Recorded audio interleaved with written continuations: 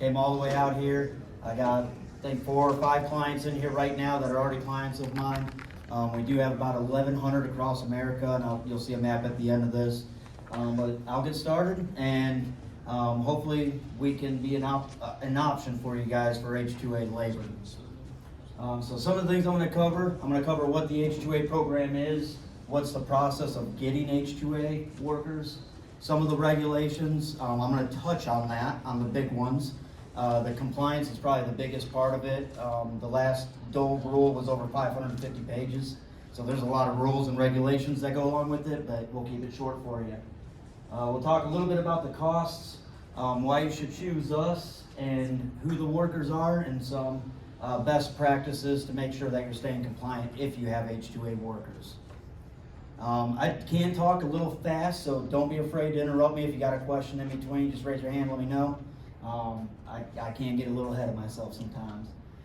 All right, so the problem, we all know the problem. There's a scarcity of U.S. workers. You can't find labor. We did a survey last year with all of our employers, about a little over 1,000 employers. The 8 out of 10 of them said that, or they rated, it was an 8 out of 10 difficulty level finding employees to work for them and stay with them.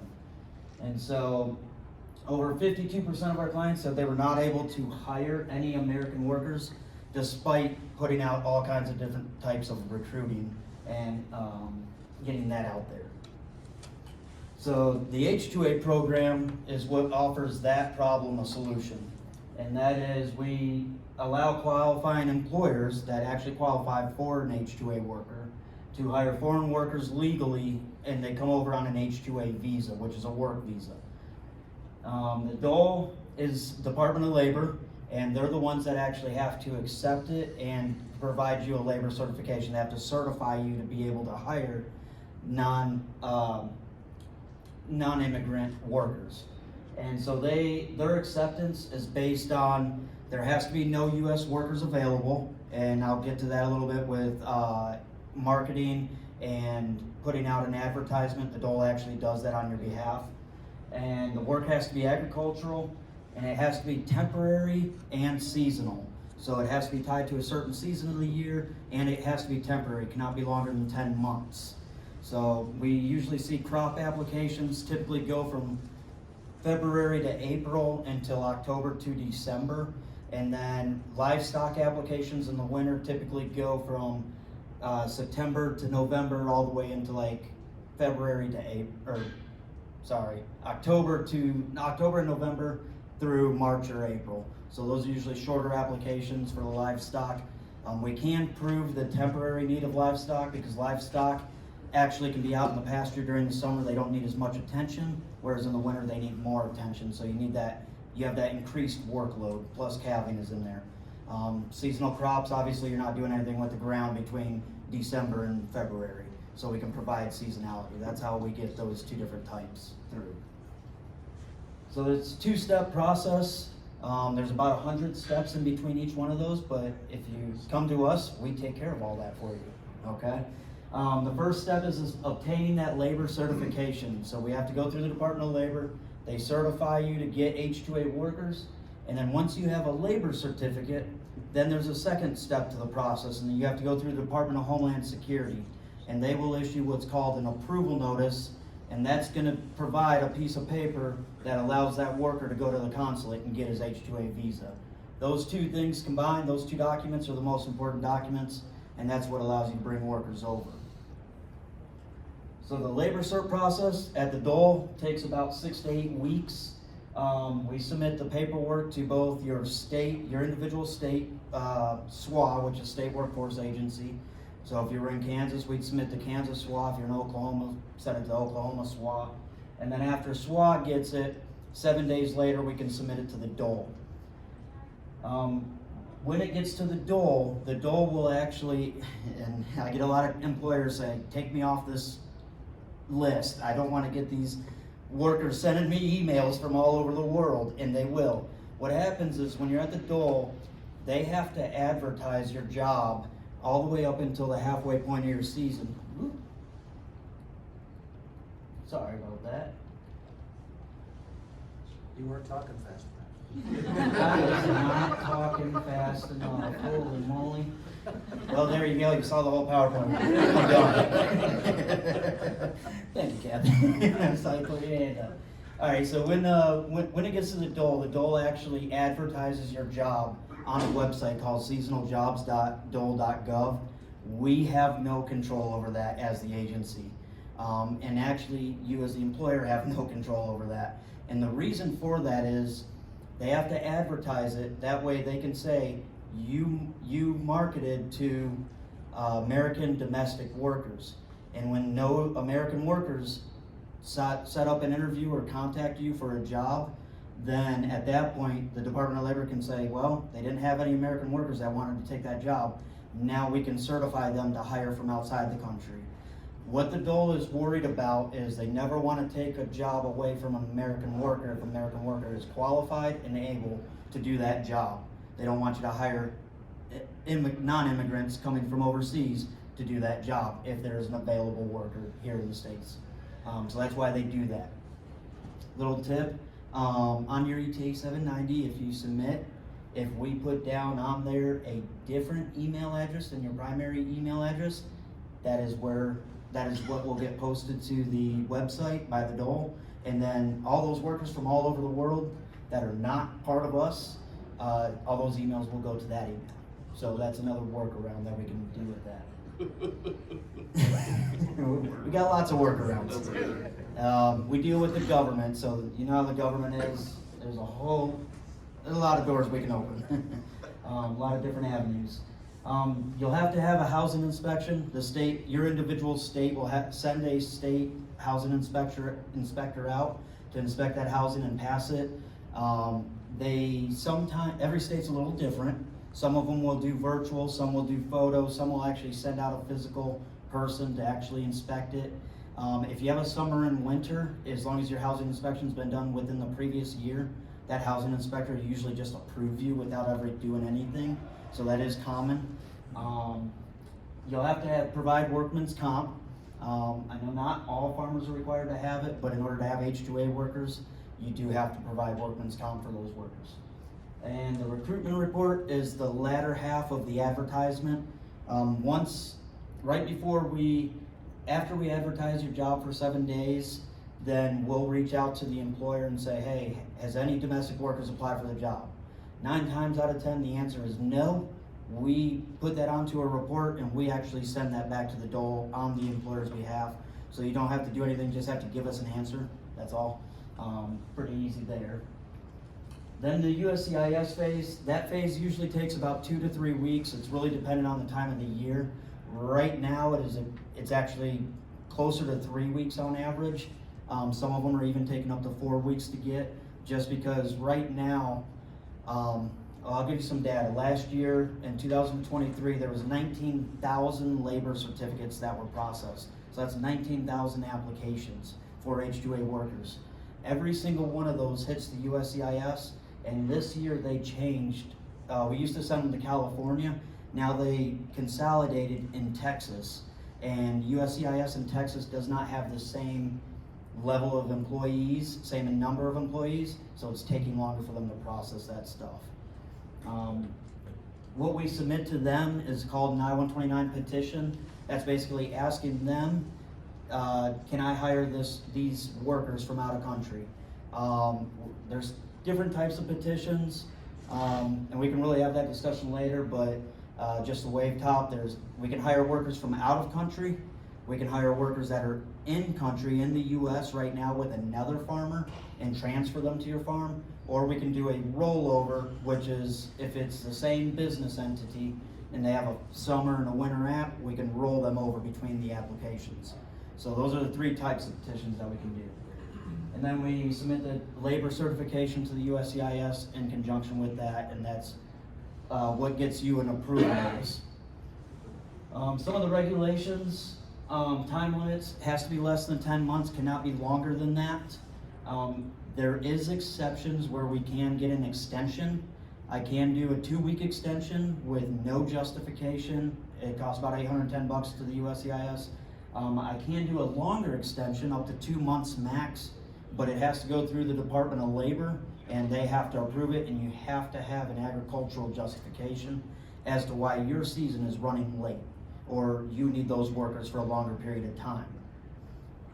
The visa is valid, obviously, for the duration of the job. If it's 10-month season, that visa will be good for that time period.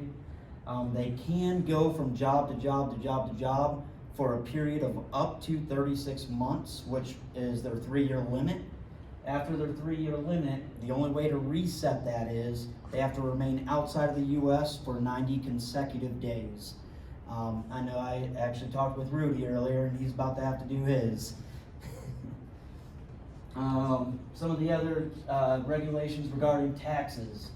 Workers are obviously exempt from Social Security and Medicare because they're not American citizens, so they're not going to ever draw on that, so they won't put into that because they're not going to draw on it. They are responsible for federal tax, and in some states they do have to have state taxes withdrawn.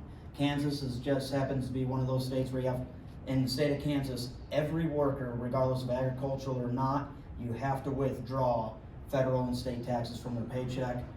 Oklahoma, New Mexico, Colorado, all of them, you don't have to withdraw state taxes for agricultural workers. The workers at the end of the year, they still have to file taxes just like you and I. A lot of them do get away with not doing that. It will eventually catch up to them, but it's an individual responsibility at the end of the day. So as the employer, you just do what the worker asks you to do. In the state of Kansas, obviously, you'd have to do both. But if you're in Oklahoma or Texas, one of the other states, if they don't want to have it withheld, then you don't have to. W-2 forms at the end of the year, they are not, I know it's a contract, it's a 10-month contract, but they don't get paid 1099. They have to be provided a W-2. So that is one of the federal regulations on the H2A.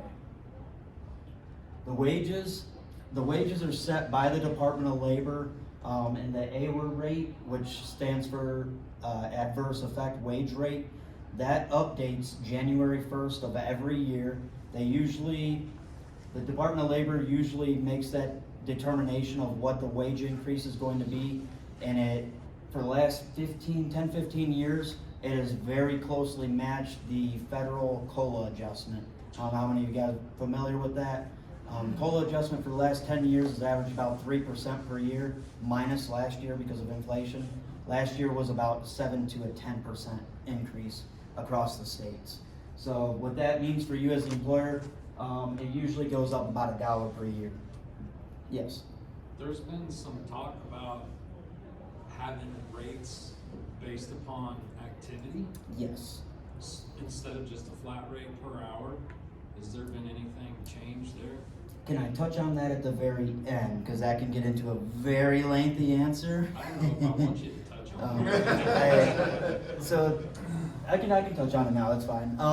So what that is, it's called the OEWS rates. The Dole came out last March, put out a new rule, and basically what they're trying to get, and I can give you some background to really explain on it.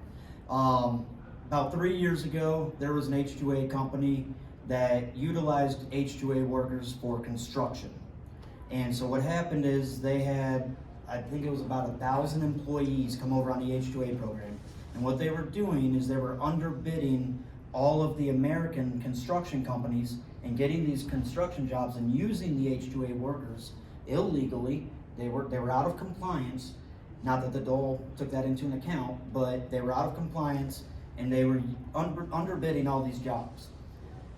What happened from that is the construction unions came together and said, this is BS. These H2A workers, or these H2A employers are bringing these guys over, paying them $14 an hour, and they're underbidding all our jobs and taking all of our jobs. So the construction union got together with the welders union, got together with the truckers union, and they all banded together and went to the Dole last year. And they petitioned for the Dole to change it to where if you do those specialized job tasks, then you would be classified as a different type of worker. So right now, 90% of our applications get assigned an ag equipment operator job title. And obviously in there, you do maintenance on vehicles. You drive a semi to the storage building or to the elevator. You have some welding if you're doing repairs on the farm. when you're building fences, repairing fences. What the Department of Labor came out and did is they published a 560-page rule that basically said if you're going to be doing those job tasks, you're going to get assigned these OEWS rates, which is the equivalent of what construction workers, welders, truckers in those states get paid. And so those wages are drastically higher than the ARA rates. Most of the trucking wages are usually around $8 to $10 an hour more for a trucker than it is for an ag equipment operator. Welders are right there, they're all in the 20s. Every state's a little bit different. So we did at USA Farm Labor, and about 60 of our clients actually sued the Department of Labor back in April of last year.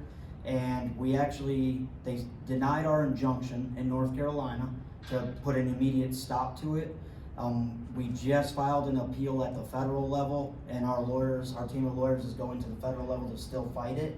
But it could be 6 months to a year before we see any results from that or any action of that, because federal courts, they are not expeditious in any manner. What that means to you guys, the welding, we can't get around. If your worker's going to be welding, your worker's going to be classified as a welder for the duration of the season. Even if he's out there just spraying, planting, doing non-welding activities, because that job title is classified as welder, he would get that wage the entire season. So welding is basically out. We can get around the construction job title. We've seen that the Department of Labor really holds on to specific words within the job tasks. If they see the word build fences, erect buildings, they look at that as construction. If you put in there, I'm repairing a fence, I'm repairing a building, that's an ag equipment operator. Because in the ag equipment operator job tasks, that is one of those tasks. So we can it's a gray area, but we can skirt that one. And it's kind of the same thing with the trucking. I was talking with Fred Bloom yesterday about that. And I can definitely provide you more information on it. But as long as the worker is driving the semi on your property or between two pieces of your property and he's going on public roads, that's fine. Or if he's going to an elevator or grain storage, that is fine as long as it's within the area of intended employment. And what the Department of Labor identifies as that area is 40 miles radius as the crow flies. So as long as your elevator or grain storage is within 40 miles, you're good there. And we've actually seen on some of the job descriptions, if you put haul crops, the Department of Labor looks at that and they say, oh, he's hauling, that's heavy trucking. But if we put in the verbiage, drive trucks to transport crops and supplies, they're like, oh, that's an ag equipment operator. You're at the lower rate. So it's a play on words, trust me, I get it. We've done a lot of playing around with it. On our database, if any of you are interested, I can show you what it looks like when you get to the job description builder. I've actually developed it to where you just go through all the job tasks that you could potentially do on your farm. And as long as you stay in the green ones, you're good. As soon as you start hitting red ones, you're gonna be in a higher wage. So I've made it really simple, tried to keep it really easy to keep employers from having to pay those higher wages, but still keeping them legal. But that's the long and short answer. Yeah. That is in play right now. It is still in effect. We've already submitted about 800 of our 1,200 applications that we're expecting this year. 800 of them have been submitted. We've already gotten about 400 to 500 labor certificates, and 95% of them have come back with the job title ag equipment operator. And with that job title, you get the lower ARA rate. So we've seen good success with it. The people that are not getting that ARA rate anymore is your harvesters that are going out over state lines, and FLCs, farm labor contractors, that are where an employer does farm work for other employers. Those are getting assigned it. Your pilots are no longer getting ARA rate. They're now having to get paid pilots' wages. Welders, we can't get around that one. Welders, if you have a welder, he's gonna get paid welders. And we do have a couple that got classified as heavy truckers. But at the end of the day, the Department of Labor said that it comes down to what you're doing and where you're going. Every application is a little different, but we can definitely maybe sit down after this, go over a job description, see what would apply on your farm, and then I can let you know if you would classify into one of those higher wages. Anybody else got a question on that one? I knew that one was gonna come up. So Jeffrey, on the Yeah. welding thing, if you just are saying you're repairing a fence, a gate falls off or something like that, is that not gonna work either? Not for the welding. If you're using a welder, If a H2A worker touches a welder, they would be classified as a welder. In certain circumstances, I don't wanna tell you how to get around that, but if a worker's on the clock and he's working and he touches a welder, he would have to be paid those higher wages.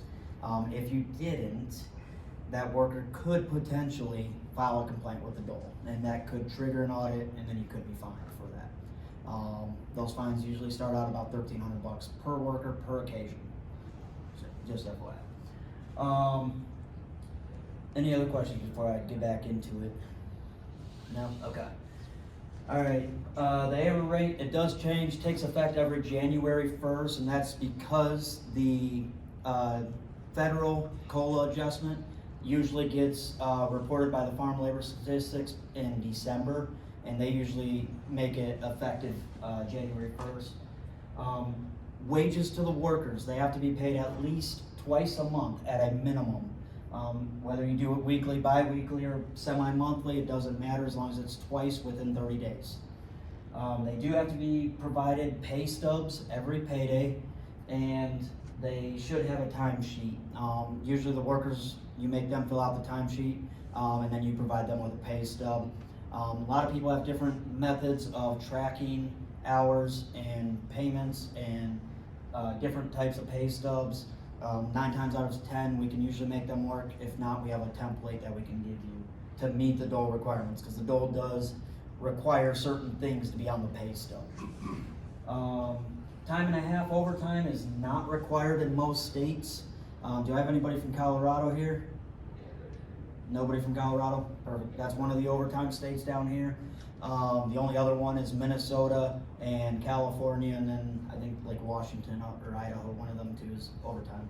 Nothing down here, so if a worker works over time and a half or overtime, they get their standard ARA rate down here. They do have to be provided an option for food. 99% of the time, as long as the housing that you provide has a full kitchen that they can cook meals in, all they have to be afforded is an opportunity to go to the grocery store once a week, and that makes that happy. We do have a couple employers that actually provide all the meals to the workers, and if that's listed on their initial job order, then the employer can deduct $15.46 per day from their pay for that food.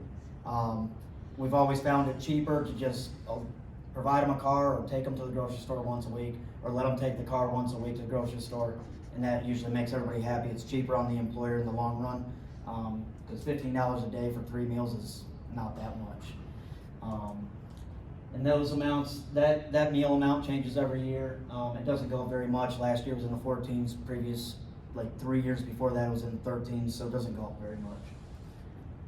Housing, you do have to provide free housing to the worker. Utilities have to be provided to them, utensils and bedding. That's just very basic. It's just something to cook with, something to sleep with. I do encourage some of my employers, the more you show them that you appreciate them, you get that in return most of the time. Not always, but the more you show them, the better received they are. If they come over here and they're expecting a certain thing, and if it falls short, sometimes that can be animosity at the beginning of the season. We can usually work through that. But at the end of the day, the housing inspector will come out and inspect that housing. It just has to meet the OSHA requirements. And I can give you a list of that after this. I'm not gonna go through them, there's a lot. It can be a house, it can be an apartment, it can be a motel, it can be a camper. And we've actually even got, we actually have one client down in Florida that does migrant camps. So they stay in like big Quonset huts. So you can do that as well. The housing does have to be inspected by the state workforce agency, which I already covered. And you must have enough beds for the number of workers that you're requesting. So if you're requesting 8 workers and you only have 7 beds, you're only gonna get a labor cert for 7 workers. Another thing is, if you have, like some of my clients have winter and summer applications, if they overlap with any days, the Department of Labor doesn't care that that same worker is gonna be going onto that second application. What they care about is if you had an application in the summer for 3, an application in the winter for 1, you need 4 beds for that period of overlap. Does that make sense?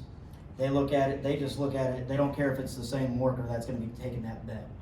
It doesn't make a difference to them. Transportation, they will need reimbursement of their plane ticket upon arrival. It does have to be paid within the first pay period. And 9 times out of 10, the workers will be booking a round trip ticket. We do see out of South Africa, it averages anywhere from 16 to 1800. I have seen them as high as 2,000 and as low as 1,200, but it's usually around $1,500 to $1,800. One of the key bullets up there is most reasonable carrier cost. What that's really regarding is if a worker books a round trip ticket for $1,600, he says, "Oh, I want to fly first class." He can do that, but you are only responsible for reimbursing him for the economy price. So whatever the most economical form of transportation is for that worker is what the employer is responsible for reimbursing. They do have to be provided daily transportation to the work site. 9 times out of 10, the employer will give them a vehicle to use for daily transportation to and from. I do have a couple employers that actually go and pick up and drop off the workers every day, so that is an option. And free transportation into town once a week, and that's for the meals if you go that route. The 3/4 guarantee, I'll preface this by, it sounds very serious and everybody gets worried about it. We've had one employer in the last 20 years come close to it. We haven't had anybody get fined or actually have to pay out on it. Basically what it means is if you offer the worker 9 months or say 10 months of work or 100 days of work, you have to guarantee at least 75 days of that he'll be allowed to work. And the hours per week from when the worker shows up until the worker leaves has to average at or above 35 hours a week. So it's okay if some weeks you go into 25, 30, 32 hours, as long as you make up those hours and you bring that average back up and harvest, which 35 hours a week average, I have never had an employer, a farm employer, have a problem meeting a 35-hour average for a season.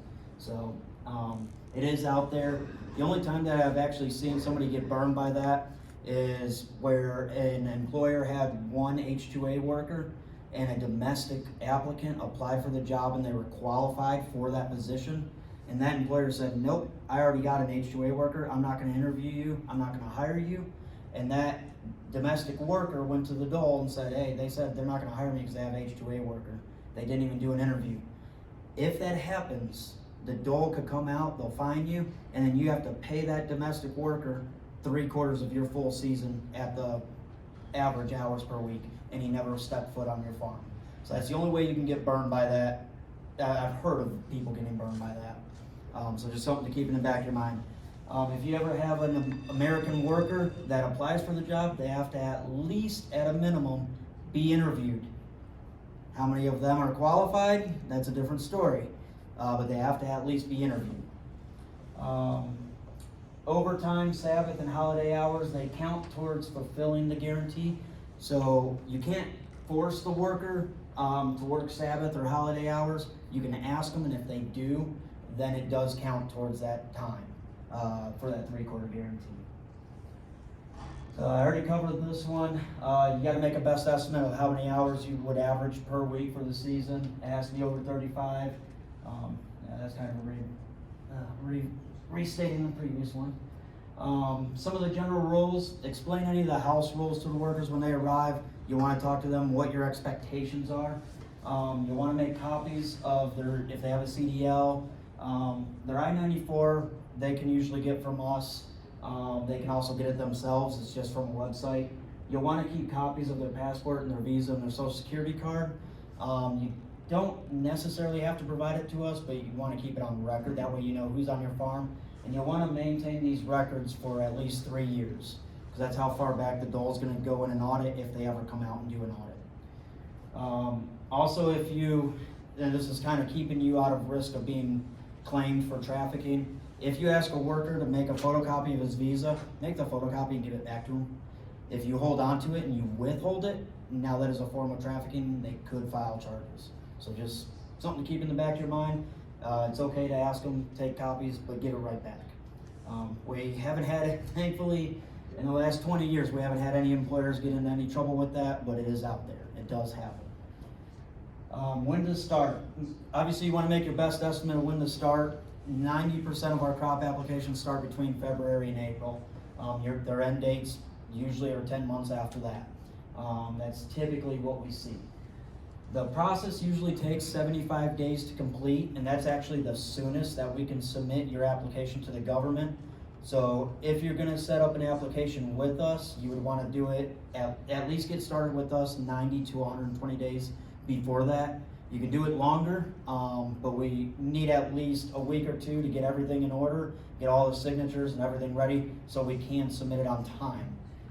If we start getting below that 75 days, the workers probably aren't gonna show up on your start date. And even when we do have them in advance, even when we submit to the SWA on day 75, which is as soon as we can, I'm sure all my employers that are here right now can attest, they hardly ever show up on time anyways, because the SWA and the dole drag their feet on the housing inspection and issuing the labor certificate. So those two things, they always drag their feet, and that just pushes the buck down the road with the workers showing up late.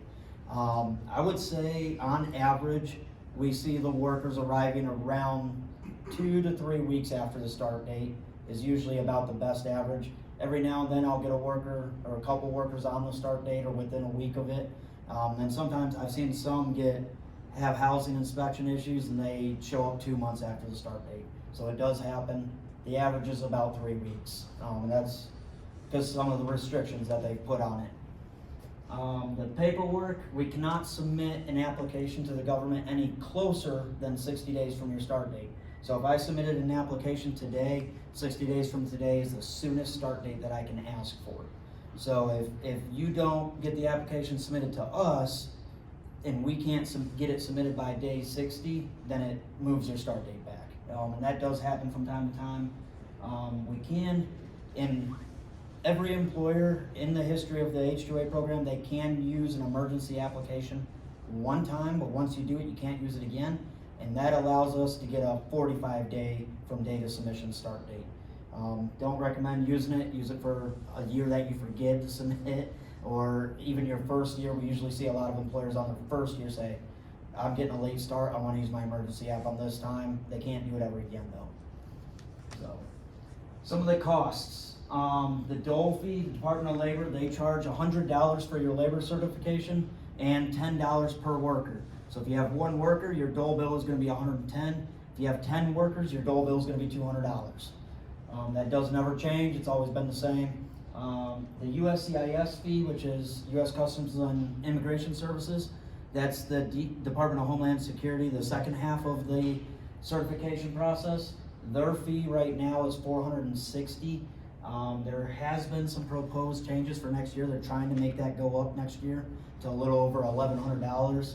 They haven't approved it. They haven't put it into writing yet. But I have seen proposals for that, so that may go up in the future. I already talked about the plane ticket, travel and subsistence expenses. If a worker's coming from South Africa, you'll have to give them the subsistence expenses for 2 days of travel because they travel about 18 hours. That's just one flight, so it's usually over 2 days. So you have to pay them for their food while they're traveling. Usually I tell my employers, whatever their round trip plane ticket was, their consulate fee, and give them 2 days of subsistence, which is about $33 a day. If they have receipts for higher than that, it maxes out at $59 a day right now. Housing, utilities, and insurance, you'll have to take that into account when making your decision on whether or not the H2A program is gonna be for you. Cause those will be things that are gonna be your costs that you have to pay. Additionally, you have workman's comp on there too. These are the ABR rates right now. I know you guys can't really see. I do have my email address on my card, so at the end of this, if you want me to send you this PowerPoint, I'll definitely send it to you. I thought it was gonna be a lot bigger. My eyes deceived me. For Kansas, right now, the ABR rate is $18.32 for you guys in the back. Oklahoma's at $15.55. Texas is at $15.55. Do I have anybody from anywhere else? Nebraska, you're at $18.32 for an ABR rate. Anybody else? No. Okay, that's everybody that's here. USA Farm Labor, we have some fees, obviously, for doing all the paperwork, all the tracking and assistance with that stuff. We charge $6.95 for the application, and for your first application, it's a $100 new client fee. After your first application, you never pay that again. They'll have a placement fee. It's called a placement fee. It's also a recruitment fee. That typically averages about $800 per worker. That can vary based off of the amount of experience that the worker has. So it can go up from there a little bit if they have more experience. But that's to cover the recruitment because we actually have about 11 different recruiters in 7 different countries. So we also have them on payroll. We have to pay them to go out and market, get all these candidates, put them through all the verifications, get them on our system before they're even visible to you. And then we do have a monthly fee that typically is $85 per month. I know Manuel and Kathy, the owners, if you find your own worker and you don't want him to go through our verification processes, we will knock that down because obviously we're not having to do as much work for that worker. But that monthly fee is about $85 per person. At the end of the day, the amount of money that gets paid to USA Farm Labor for an application with one worker is typically about $2,000. And that's for the entire process. Obviously, if you get more workers, it goes up. But that's usually about what it comes out to. So why choose us? Manuel and Kathy, they actually came from South Africa. They've been here over 20 years. They started this business in 2003. Manuel started it, and he actually came over on the H2A program and then immigrated here. So that's why he has really good ties with the South Africans.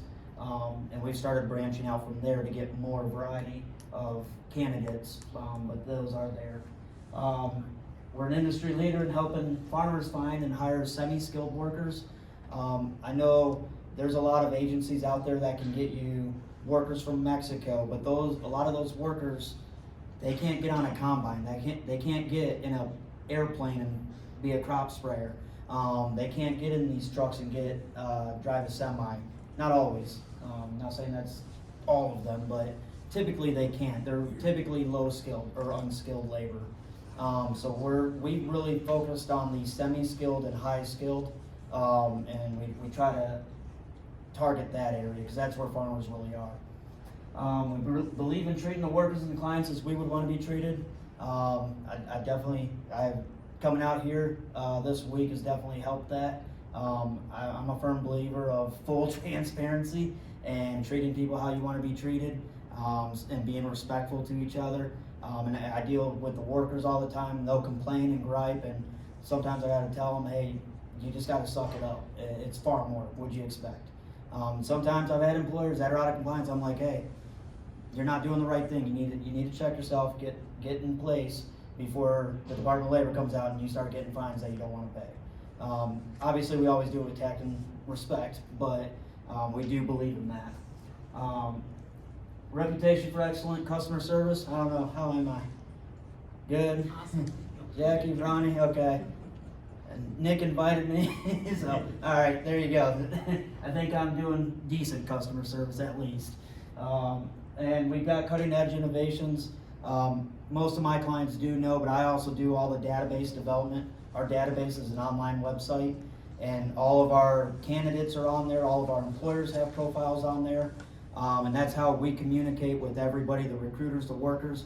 And I'm actually the one that on the US side that does all of that development. And then I also have a counterpart that does the background coding in South Africa. So me and him work hand in hand to build that database, try to make it better and more user friendly. We handle most of the paperwork. I've had a lot of employers come over to us and say, I've got a lawyer that will get me a labor cert, but then where do I find workers from? So there's lawyers out there, there's agencies out there that will only do the paperwork, but they won't provide you any workers. And then there's also companies out there that will reach out to you and say, hey, I'll provide you workers, you just gotta give me a labor cert and approval notice. So they won't do any of the paperwork. Our agency does both sides. So it's meant to be a full service. Not all agencies and not all businesses out there are alike in that manner. We try to minimize the hassle of hunting for workers. Right now on our database, I checked yesterday, we have about 39,500 workers. About 7,000 of those are active, and last year we only brought 3,500 over. So that's how many the employers chose to bring over. Not everybody gets chosen, it's just nature of the beast. But I'd rather have too many workers to give you and filter through the unskilled ones or the ones that may not be a good fit than not have enough, because that's already a problem as it is. But that's kind of where we're at with that.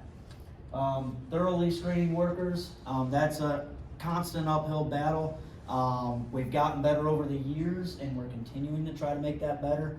The one thing that I always hear from a lot of farmers is we need to verify that they can actually do what they say they can do.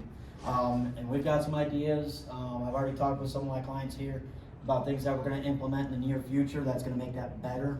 We're going to start doing knowledge exams. We already have a training center in South Africa where we can actually force them to go out there and get behind a combine or a tractor or a semi and show us that they can do it. I actually just sat with Manuel's cousin is setting up another business out there to do a CDL driving school. And we also, USA Farm Labor just bought 10 acres in North Carolina, and we're planning on doing a CDL driving academy there as well. That's probably 3 to 5 years down the road, but that's things that we're working towards to make that verification and screening better. I'll say most of our workers in our network speak English. The South Africans do speak very good English. We do have workers from other countries. I have Ukrainians, Romanians, Bulgarians, Peruvians, Brazilians, Mexico workers. I've had Germans, Irish, Polish. I've had Australian workers come over. Some of them, the language barriers are a little bit tougher, but for the most part, we've seen that the employers have said they can at least communicate with them at a certain level. Certain countries obviously are inherently a little tougher to communicate with.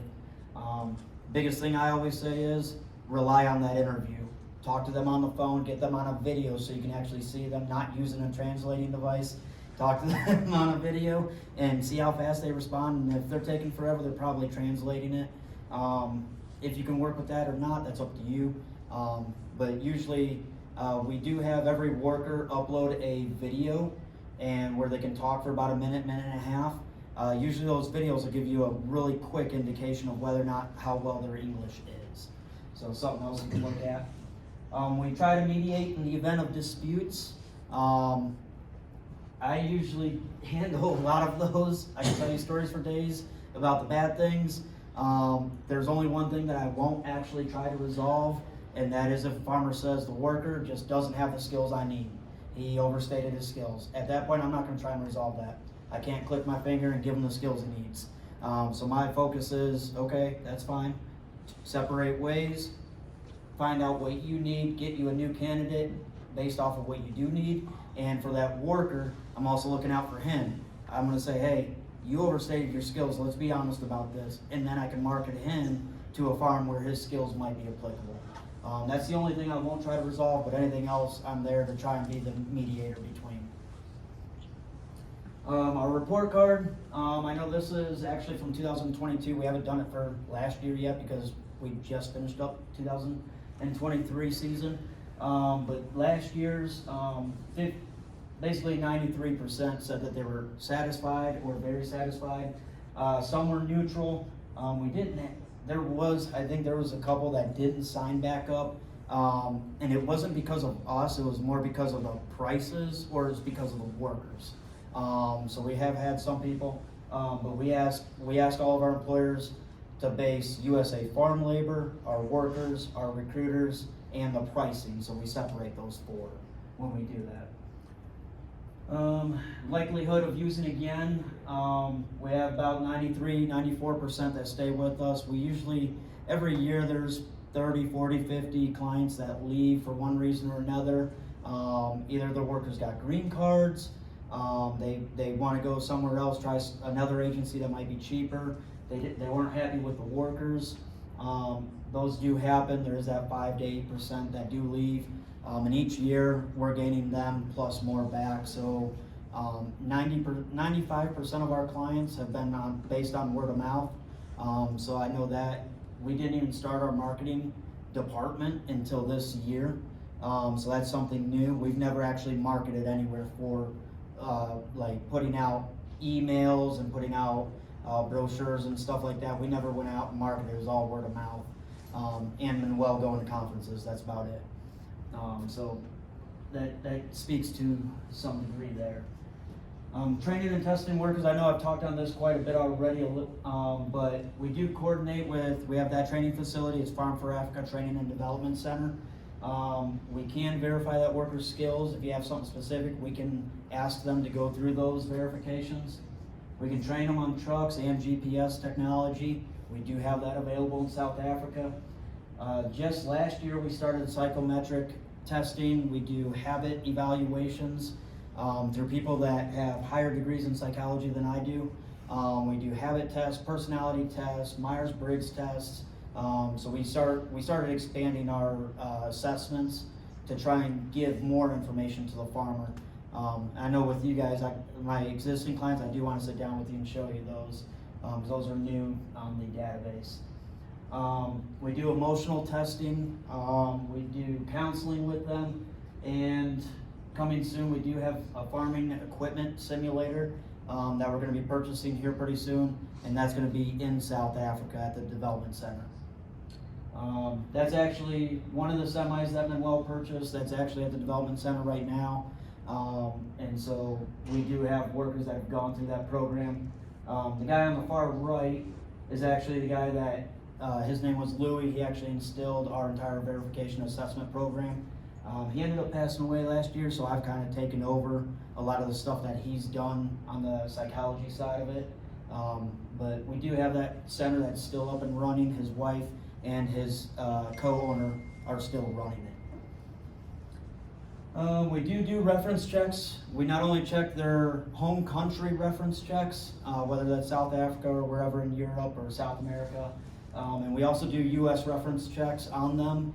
And we do have references available to our employers. I have quickly realized on this trip, a lot of our employers are not informed well enough on that. So I would definitely be touching base on that after this with all my clients.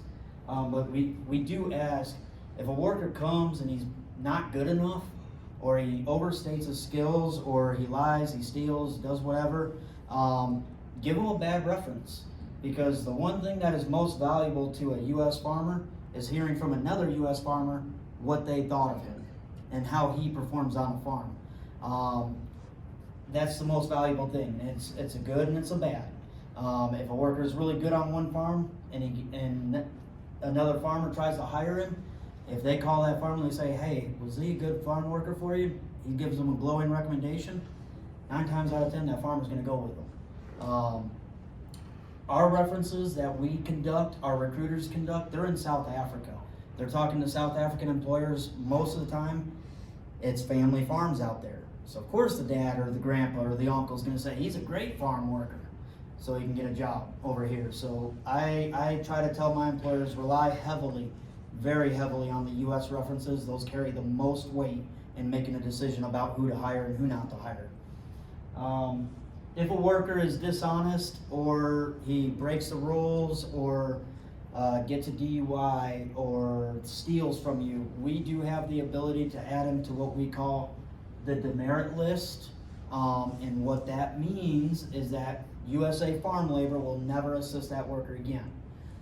He still can come on the H2A program, but it's not going to be through our agency. We cannot control that. We cannot tell him he can't go on the H2A program anymore, because at the end of the day, that would be trafficking if I told him no. But I can say our company will not help you anymore. And I think last year I probably added maybe 6 or 7 out of our 3,500 workers to the demerit list. It doesn't happen very often, but there are workers that get into that predicament. We do, on our database, we have a search function, and we do now give the employer the ability to schedule their own interviews and open job offers. We've tried to give more power to the employer and more control over it. It makes the process a lot quicker. And we also give the employer all the documents that they would need for the season. The CDL practice test, that's something I've expounded on that. Not only do we have CDL exams on there, but we're going to start incorporating irrigation exams, combine exams, tractor exams, livestock exams.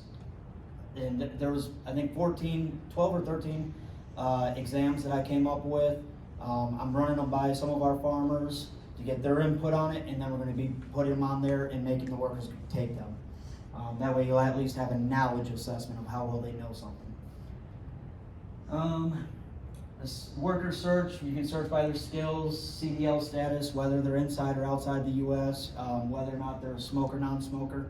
We do see a lot of farmers that are not willing to take smokers, so we have added that in. You can also see everything about the worker, their name, age, nationality, where they're from, their test results, their skills, work history, contact information. And then if an employer does have any further questions, they can always call me and I can give them anything else that I can see. When an employer signs up with us, you will actually get a pamphlet. It's a compliance manual. And it's about, gosh, I think 120 pages long. And that's just the wave tops. So that's why we have a designated worker placement coordinator that handles each state. I actually handle about 7 states myself, and we actually that's our main job, is knowing all the answers to all the questions regarding compliance. We can talk about things to watch for, information about audits. If you were to ever get audited, we are there to support you. Again, I'm one of the 2 people in the company that actually handles all the audits. So if any of my employers get an audit, call us. We'll provide the dole with all the documents that we have. I can't provide them payroll and hours worked because you guys maintain that, but everything else we can provide.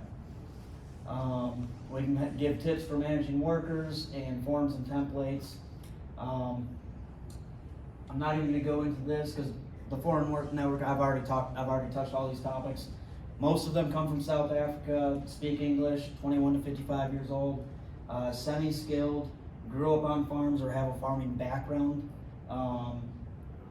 Tech savvy is a stretch, but many farmers, they come here to work and provide for their families and then they go back home. Last year we helped 3,500 workers come to about 1,100 farms across America, and about 80 to 85% of those came from South Africa. Another 10% came from Ukraine and Romania. About 90% of our placements are successful. We do see there's about 10% that fall out of the bus. You think about that, we bring 3,500, that's 350 that were fired or quit for one reason or another. We do see that those do happen, and we can only get it so close, but we're trying to make it better. We already talked about communication. 96% of our employers said that workers had at least average problem-solving skills. I don't know, is that accurate? And average is average, so not necessarily good or great, but at least average. Some best practices for the employers, obviously lead by example. Treat them how you would want to be treated. You gotta remember, these guys are coming from another country, leaving their families, leaving their kids, coming over here, not knowing anything, not knowing where they're at in the country, and then working on your farm coming out here, they can see 30 miles in every direction. So just take that into an account when these workers arrive. You definitely want to establish expectations with them when they arrive and define what the working hours are, any rules that you have for your farm, and lay those out on the table, because if they break them, you have justified terms to terminate. So that's another reason why I would encourage an employer to do that. Conflicts, obviously the best case scenario is the employer and the worker resolve a conflict one-on-one. Most of the ones that I get brought into, I end up finding it's a lack of communication. I talk with the farmer, I get his opinion. I talk with the worker, I get his opinion. I get them both on the phone, put them on speaker, and I'm like, and I just regurgitate what they both told me to each other. And they're like, oh, and it works out. 8 or 9 times out of 10 that happens. So sometimes it's just communication. Workers are afraid to say something because they don't want to get fired, and the farmer's too peeved off. He don't want to make the situation worse, so he doesn't say nothing. It happens. I get it, but that's part of what I do here as well. Obviously, if you guys can't resolve something, ask us to help out. Every now and then there are cases where it's just not resolvable. Sometimes the worker did something that's not okay, or the farmer's just not happy with them. It's just the end of the road, and you gotta cut ways and focus on the future from there. Treat all the workers, U.S. workers and H2A workers equally. Highly encourage that. Obviously, the pay has to be according to the job order. That does change every January. So even if your job order was submitted in December, or you have an application that starts in October and it carries into the new year, when that new higher wage takes effect, you do have to increase that worker's wages. So just something to think about. Keep records and pay slips for at least 3 years, and you cannot make any deductions from their pay stubs or from their pay unless it's specifically stated in the job order. At the end of the day, the job order is what the Department of Labor goes off of. You'll want to reimburse the travel expenses in the first pay period, and that is Fair Labor Standards Act actually put that law out there, so if you don't do that, you could get in trouble for it. I know the Department of Labor says that you don't have to pay them their return flight costs until halfway point of the season, but the Fair Labor Standards Act is more stringent. Because there's 2 laws, we want you to follow the more stringent to protect you from both. So the best protect yourself, pay them within the first pay period. That's why we go that route. Make sure your housing meets the standards. It's going to be inspected by a SWAT anyways. And don't let the workers work outside the job duties. So if you bring a worker to your farm and you're having a slow week, but your buddy down the road and it says, hey, I could use your guy for a couple hours next week, don't let him go work down there. You're not supposed to. It's out of compliance. So just something else to think about. These are our current clients right now. Actually, that's about a year old. That's a year out of date. That's 2022. So we go all the way from Vermont all the way out to California. You can obviously see where the majority of clients are, right in the Delta, up north, all the way down the Midwest. Right now I've got Colorado, New Mexico, California, Oklahoma, Kansas, and Minnesota are mine. And we have other worker placement coordinators that are assigned to the other states. But that is about it. Do I have any questions about the H2A program? So on pay rates like $15.55 for state of Texas, is that like a set rate, or like if let's say you've had a H2A worker come over for a year or 2, maybe getting some skills, higher skills, what's the rules or whatnot if you want to pay them $1 or $2 more per hour, maybe So keep them from going to another state that's paying that? Yep. So I actually sent Kathy Bloom right here in front of you an email this morning saying exactly that. What we do as USA Farm Labor to protect our employers and allow them to be able to do that is we add 2 sentences into every job order that we submit to the dole. We usually ask the employer if they want to keep it in there, but we do it for 99% of them. And it says, the statement reads, wage rates may increase with verifiable experience, and the employer can reward the worker with monetary or other benefits in his sole discretion. So those are the 2 sentences that we add to every job order, and that allows you to reward somebody with good experience or somebody that returns with a higher than the A rate if you want to. You're not required to. Like you said, I had Louisiana last year. Louisiana's at about a $13 an hour pay rate. Those workers kept wanting to go to Kansas and go get a $4 an hour pay raise. So what did I tell every Louisiana client? Let's put that sentence in there, give them a bonus, increase their wages, match it. And every employer that did do that, 8 or 9 times out of 10, that worker ended up staying. Because he was happy where he was just trying to get more money. So, yep. So the other side of that would be, I know you can't pay an American worker less than you're paying an H2A worker. Is there any way around that as far as like a low-level skilled American worker? So, there's a stipulation on that. They have to be considered what they call a corresponding worker. A corresponding worker is what the Department of Labor considers a U.S. worker is doing the exact same job duties as a H2A worker. So if your H2A worker is coming over here and he's driving a tractor and a combine, but you got some kid out of high school that can't drive a combine, he's not a corresponding worker. He's not doing the same job duties. So you can pay him more. He doesn't, that matching of the wage only applies if they're doing the same job. And vice versa. Because I actually have one client that does a supervisor H2A worker. That supervisor gets substantially more. I think they get like $24, $25 an hour. But they have American workers that get paid less than that supervisor. But that American worker is not a supervisor. So that's what protects them, because they're not considered a corresponding worker at that point. That answer that? Great. Anybody else have any questions? So on the job application deal, where you go to their skills and it shows you that graph, do they fill that out or who fills that out to say how good their skills are? So their skills, it starts off with, it's on that star rating. I'm sure you've seen it on the resumes. Based on that star rating, we take the total for that category, and that category turns into a percentage.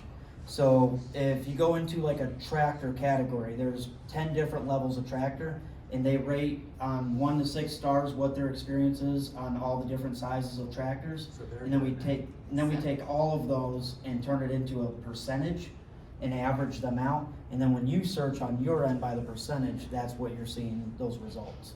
But that is self-input. So it is a self-assessment. It's not a verification, if you will.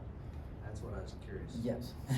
And that's why I'm trying to incorporate these knowledge exams, because if I do, say a worker says he ends up being a 98% or 100% on tractors, but then I make him take the tractor exam and he scores a 30, something don't look right here. And that's why I'm trying to implement these exams over the next month or two, because that's what my target is, to even those out and then take those averages, and then we can kind of balance it out and actually get a truer representation of where they're at. The only way that we're ever going to get to the point is actually having a training facility where every worker is required to go there. That's the only way we're ever going to get that true verification. In the meantime, while he's building that training center, I'm trying to find ways to bridge that gap and close that gap a little bit more. So Jeffrey, in that verification and training center, you could get bombarded with people. So will you actually have to employers select that person first and then they go through the system, or what's that going to look like? In the past, I don't know if you remember, what do we call it? I can't even remember the name we called it now. Louis had set up the program, and you did have to cherry pick the worker first that you wanted to go through that, and then we would send them through that program, and once they passed, then bring them over. That's not always the ideal way. If we get it started soon enough, we can, but it usually took anywhere from 3 to 6 months to get that worker through that, and if you've already got an application submitted, that worker's 3 months late. But if that's something that you want to do with one of your workers, or if you want to start doing it with available candidates, we can start that process. Or at the beginning of the season, when we're looking through and interviewing and looking at the candidates that are out there, I can sit with you after this and give you the breakdown, but you're going to look for the P2 indicator. The P2 indicator means they went to the training center, and so everything is physically verified. Yeah, so I can definitely get with you. It means they went. They went and attended the training center, equipment or the correct. training. And is that a, how do you bankroll that? Does the employee, So the that- worker pay for part of that, or is that through the? So certain parts of it they do. Certain parts the worker does pay part of that. The majority of it comes actually in the worker fees. It goes towards that as well. Not a great portion of it, but the worker does pay for some of those certifications and to get those verifications. So I know they pay for the CDL course that they do over there. The worker has to pay for that, and I believe the combine one they have to pay for right now as well. And that could be changing in the near future. Do I have any other questions from anybody? Oh, thank goodness, 'cause I expected way more.